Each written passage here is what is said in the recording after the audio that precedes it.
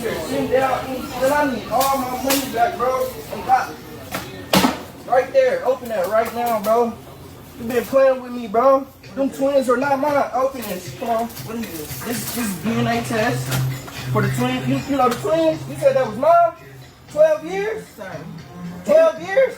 You see this? It ain't even 2 pieces of paper. I need it. I don't care, bro. I went to go get the DNA test, bro. Stop playing. First of all, where's the money? I need my money. I don't even care. I need my money. Son is 12 years old. I don't care. If you want a DNA test, you should have got a DNA test when I laid on the table. That don't mean nothing, You was bro. there. No, I want. It don't matter. I got this It don't DNA matter. test. 12 years. Who else do they know? Like, what is Who what is they you know? doing? Who else do they I know? need my money. I'm eating because every dollar I make care about over that. I don't care about none of that, bro. Why? Where's my money? Lay that right here. Clearly, you want to tussle. Like, You want to tussle. like, come on. I need my money, You bro. want to tussle. I need. What's up, everyone? Today, we're diving into the ultimate consequences of paternity fraud. Women who built their entire lives around lies, only to lose everything when DNA tests expose the truth. We're talking about women who thought they could deceive their way to financial security, but ended up losing their marriages, homes, stability, and respect. The house of cards comes crashing down fast when science meets deception. Let's break down these devastating exposures and why the consequences are so brutal. Probability of paternity of both of these is 0%. So the court so finds that Mr. Black is not the biological father of the children at this time. This is in the interest of getting these minor children. We're dealing with two twin little girls. Both of them look like they're going to be, 2 years old this year. Anyway, the non-custodial party is Danelle Black. The custodial party is Tristan Giddens, and this matters before the court of petition established parent-child relationship. Let's see, there was a first amended petition filed, and we've been operating under a temporary order since, looks like April of this year. Court will note the court did substitute Ms. Swartz in for Ms. Garcia in this matter as the ad litem. Anyway, I'll ask the state for an opening and see what the state's requesting we do here today and what kind of agreements and contests we have at this time. Thank you. Thank you, Your Honor. So I have reached out to Ms. Schwartz, and she communicated, or her paralegal communicated to me that they had no objection to proceeding without her. The reason for that is because we have negative DNA results. So would ask the court to do an order, and neither party, I believe, is going to dispute the negative DNA. So would ask the court to do an order adjudicating that Mr. Vinell Black is not the father, and then we would need to get some language voiding out the obligation that was created under the temporary order. So I'd seek the court's guidance on how the court would like that order to read. This was not an AOP matter, correct? No, sir, Your Honor. This is a paternity action. All right, then, folks. I've got in my hand right now State's Exhibit Number 1. This is the DNA test for both the twin little girls. Is there any reason I should not let States 1 in at this time, Mr. Black or Ms. Giddens? No, sir. No. All right, so States 1 is admitted. States 1 shows that Mr. Donnell Black as not the biological father of the child, Michaela. I think that may be how you pronounce it. And is not the biological child of the child, Melissa.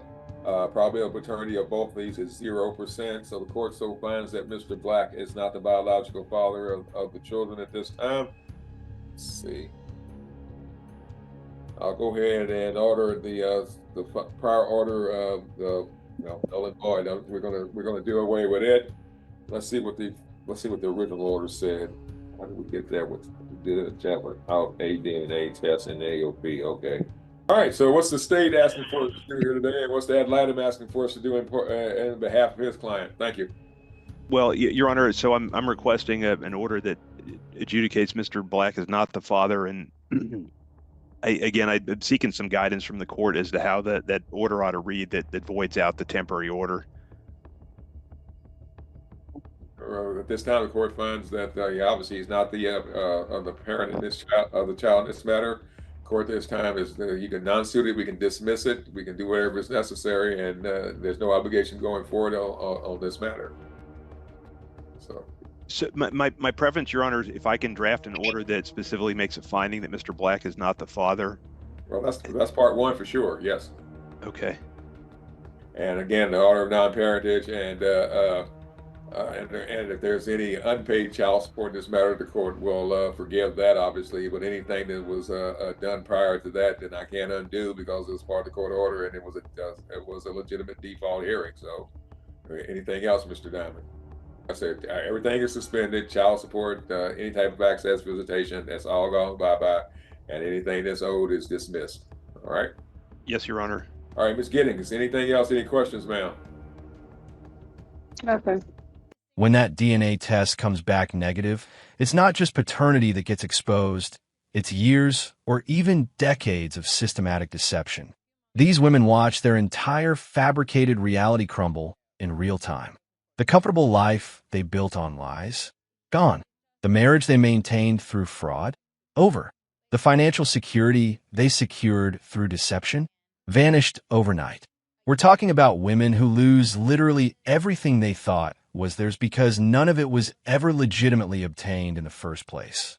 These women go from living in houses their husbands paid for to scrambling for apartments they can actually afford. From driving cars that were financed by men they deceived to taking public transportation. The lifestyle downgrade is immediate and brutal. Child support stops, alimony gets contested, shared assets get frozen. They're discovering what their actual earning power looks like without a man funding their lies. The financial reality check is devastating. Be a healthy person and have healthy relationships in a system where the entire objective is not to allow the highly emotional woman to get emotional. No, there's a phrase that says, if mama ain't happy, nobody says. So you've heard of this person. The point is this, that mom always gets her way. And if mom doesn't get her way, mom gets very emotional. She'll either yell or cry or both. And then dad steps in and is like, hey, don't make your mom cry. Don't make your mom angry. You kids need to do exactly what mom tells you to do. So in that family system, who's the boss? Mom. And how does she lead? By controlling and manipulating through emotion. And so then in that family system, the whole goal of the family system is don't make mom emotional. That's the whole goal. You single or married? Kind of single. Kind of single? Yes. What does that mean? I recently broke up with someone Oh, I'm sorry. Well, why? because like a few months ago, it was our anniversary. After 1 year, he took me for dinner. It was a nice restaurant, but he just paid for the dinner around like 2,000. Wait, so let me see if I understand. You broke up with this man after being with him for a year. A year. 1 year because he took you to a restaurant and only paid $2,000. Yeah. Okay. Did he get you anything? Yeah, I just normal gift around like approximately price was like 5,000. So a $5,000 gift, $2,000 dinner. That wasn't enough? No, we have been for 1 year together. I expected more. You know, I'm a woman. What did you get him? Me. See, this is what these dudes be talking about because you're terrible. That's horrible. The feminist movement is one of the biggest reasons for the divorce rate because women have become so masculine. Woman gets in her masculine energy. A lot of times she'll be disrespectful to her husband. And men don't do well with disrespect. There's surveys that say that 80% of men say they would rather be alone and unloved than to be disrespected. And see, the feminist movement has taken it so far over the years to, it's not just equal rights anymore. Now it's men are being diminished and devalued and demoralized. What do we need men for? We don't need men. We can buy our own cars and we can vote. We can make our own money, run our own businesses. We can even have babies without men. And that makes men feel awful. A man doesn't feel he has anything to contribute to that woman's life. He's got to move on down the road. He's absolutely right about women getting into their masculine energy and trying to compete with men instead of complimenting them. We're seeing women who think being aggressive, argumentative, and controlling is somehow attractive or empowering. But masculinity isn't sexy on women. It's confusing and off-putting. Men are naturally drawn to feminine energy because it balances their masculine nature.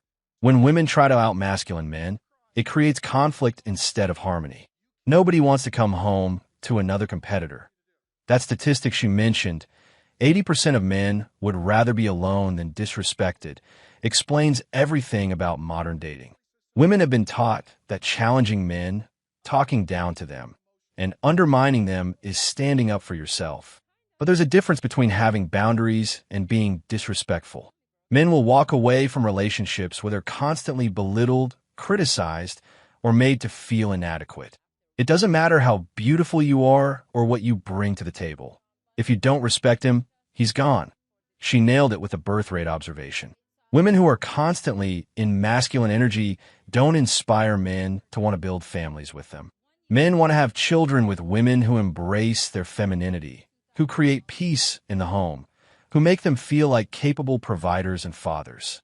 The strong, independent woman energy might be great for boardrooms, but it's terrible for bedrooms and family rooms. You can't build a family with someone who's competing with you instead of supporting you. Yeah, Ginger, you know, my I already knew where to find you at. Hold on, hey, Ginger, my birthday Friday. We gonna get together. Look, baby mom number 4 just pulled up on me. I'll call Right, you back, baby number 4. Right. You already know what I'm here for. I don't know what you're here for. School is starting. I already talked to other baby mamas. Not I you don't want too, to deal man. with your tripping. You already know. It's 7 of us. Used to be 8. I know you got 2 living at the house. You know school finna start, but you know you got kids outside your house. So what you need, Ragamuffin? What you need? School clothes and supplies. Y'all Come all on the same. Y'all don't talk to me no other time. Look, I'm not gonna discuss this with you in the store because I'm trying to be civil. You understand that? Uh-huh. So we can go outside and we can talk about this, but I gotta finish shopping, okay? For my little family, okay? Well, come on in. Let's go. I don't need you to go with me. I'm going right with you. Come on.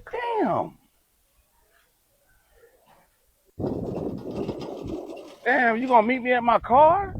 I said I was. Oh my gosh, man, you are a fucking bug, man. Like a net at a barbecue. Whatever. Call me whatever you want. Just call me with my money in my hand. Okay, what you want to talk about? I just told you what I wanted to talk about. I'm not buying no school supplies. Why not? I'm gonna get deadbeat dad of the year on this one. I'm not buying shit. So what you expect me to do? I don't give a damn what you do. You better go to the Salvation Army or something. I don't know. Damn. Yeah, damn. Because you know the kids got upcoming doctor's appointments. Man, they got to look. get their immunization forms done. I don't They got to give- get their physicals. And? They got sports coming up. I gotta do the same shit except for the sports part. What you telling me for? Because you their daddy. Okay, I don't give a shit. I don't give a damn. Don't they got stepdaddies, boyfriends? You got? I don't That's care. not their job to take care of them. And Look, man, I tried to be there for my kids. You know what I'm saying? I've already tried to do that. So the fact of the matter is now, I don't give a damn. I don't give a damn what y'all do. I don't give a damn what y'all say, man. Y'all not gonna pin the tail on this donkey, hee-haw. That's what you're not gonna do. Well, I'm not like your baby mamas. I ain't finna stand for that shit. And I don't do court. So you know how I get down. I don't give a So damn. if you make me have to do what I got to do, that's what you want? You can stand like the Statue of Liberty for all I care. I don't give a damn what you stand for. But you're not gonna force my hand and try to make me do what you want me to do, man. Look, I done been in car accidents. I done had 2 strokes. You or none of the kids, y'all don't call and check on me, man. At least I do check on y'all, you know what I'm saying? But y'all don't give a fuck what I got going on. The time y'all see a little glimmer, and like I'm popping off or something, or got something new, that's when the fuck y'all want to come around. It only involves money when y'all want to deal with me. So when I don't want to deal with you and y'all and the kids, then it's a fucking issue. I'm gonna let it be an issue this time, all right? So fuck y'all, man. Shit. So you saying fuck me? I got nah, two. Dude, fuck you. I got 2 kids. Don't worry about it. Listen, I got 2 kids that live with me that don't want for shit. They don't want for a goddamn thing.